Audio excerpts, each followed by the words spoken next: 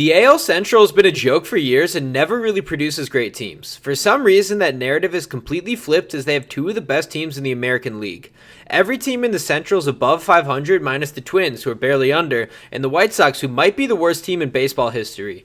The biggest surprise has to be the Cleveland Guardians. The Guardians are 18-7 and hold the best record in baseball as of April 26th.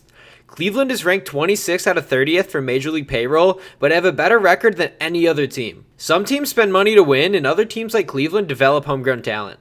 Cleveland seemed doomed this offseason as they had a TV deal that ran through 2027 that got eliminated because they went bankrupt.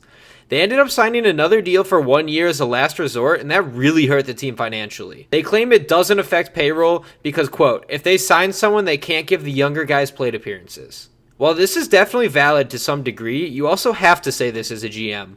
You could tell that it definitely did not help them because they only spent $4.75 million between two players on free agency.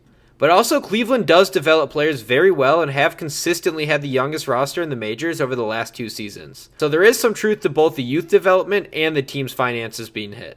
For years, we have always heard trade rumors of Guardians on expiring or high contracts being traded. This year, it was Shane Bieber who was on the last year of his contract with the organization. They aren't exactly known for giving out big contracts, and they lucked out on the fact that Jose Ramirez loves it there, because he could have easily made over double what he does there with another team. He signed a 7-year, $141 million deal, which is an insane bargain considering he finishes top 5 or 10 in MVP voting almost every single year. At least they are starting to spend some money because they also gave Andres Jimenez a 7-year, $106 million deal.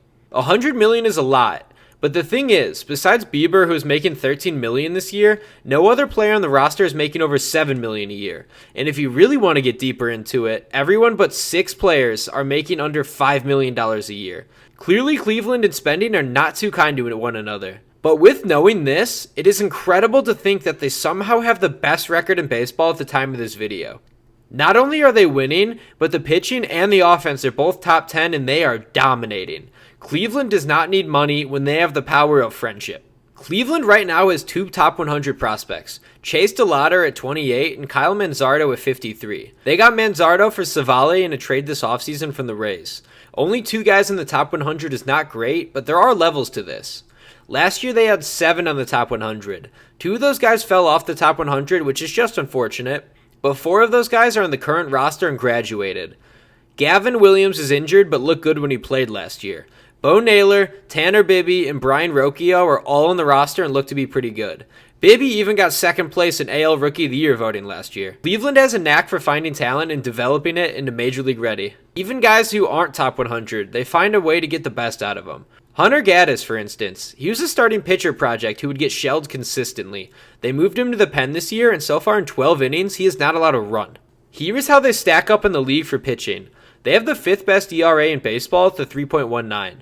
The funny part is they have the 3rd best ERA in the AL Central. That's because Detroit and Kansas City are ranked 4 and 3 for all teams. This is especially interesting because 4 out of the 5 starters have an ERA of 4 or up.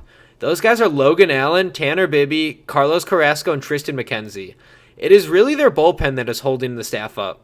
It is headlined by Emmanuel Clase, who in 13 innings has a .69 ERA, and he is 8 for 10 on save opportunities. Did I also mention he's making $4 million this year? The team as a whole is 9 for 12 on saves, which is just super impressive.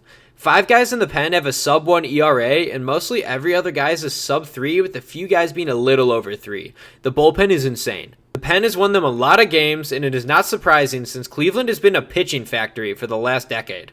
The offense has been equally as good, ranking 6th overall in runs scored and top 10 in average and on-base percent. Also in typical fashion, Cleveland ranks bottom half in homers, but top 10 in stolen bases and least amount of strikeouts. Josh Naylor is legitimately becoming a superstar in the league. He's one of the most clutch players and is slashing .295 with a .366 on base, and he's also hit 6 homers and 20 RBIs. He's genuinely a fun player to watch. His skill and energy make him a fan favorite for sure. Steven Kwan is also playing out of his mind right now. He's hitting .346 with a .382 on base with 2 homers. For his standards, J-Ram is slumping, but he's still unreal with runners on. The team has a strong offensive core with a lot of young talent, and everyone is seemingly stepping up besides Austin Hedges, but he's pretty much there just to catch games. Cleveland has a fun offense and everyone plays hard, and that credit is to one man. Manager Stephen Vogt has done a great job in his first year with the youngest team in baseball. He is a longtime vet who's been there and done that and even has championship experience with the 2021 Braves. The interesting thing about it is when he was on the Braves, he ended up getting injured and he couldn't really play. But what made him valuable was he was such a huge clubhouse presence.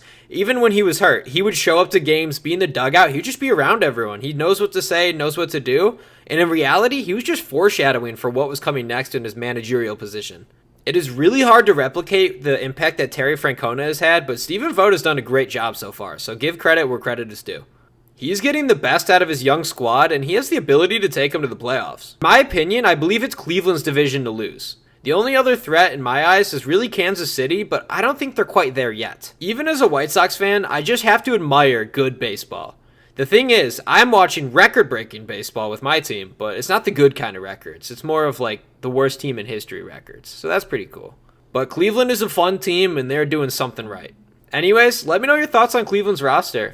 Thank you for watching, and make sure to like and subscribe if you enjoyed. I'll see you guys later.